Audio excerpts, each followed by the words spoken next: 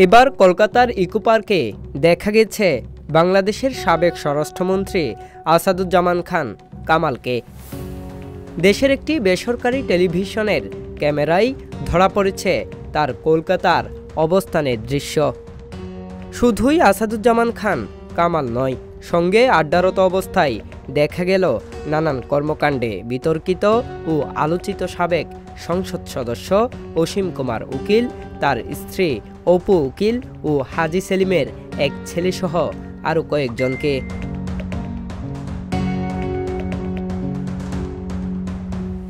গেল শনিবার সন্ধ্যা 7:30টায় কলকাতার ইকো পার্কে বসে আড্ডা দিচ্ছিলেন আওয়ামী লীগ সরকারের সবচেয়ে প্রভাবশালী মন্ত্রী আসাদুজ্জামান খান কামাল। মুখে শুভ্র সাদা দাড়ি, দূর থেকে দেখে চেনার উপায় নেই। 5 আগস্টের আগে তারই নির্দেশে সারা দেশে ছাত্র জনতার উপর নির্বিচারে গুলি চালানো হয়। গুলি করে করে লাশ নামানো লাগছে, কিন্তু গুলি করলে মরে একটা, আহত হয় একটা, একটাই যায় স্যার, বাকিটি যায়।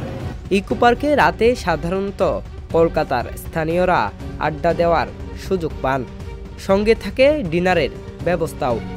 নিরাপদ ভেবে সেখানে বসেই আড্ডা দিচ্ছিলেন বাংলাদেশের সাবেক স্বরাষ্ট্রমন্ত্রী। তবে তাদের এই আড্ডা বেশিক্ষণ স্থায়ী হয়নি। কয়েকজন বাংলাদেশি জড়ো হওয়ায় দ্রুতই সটকে পড়েন তারা। তবে ভিডিও করতে বাধা আসে কিছু অপরিচিত মানুষের কাছ থেকে।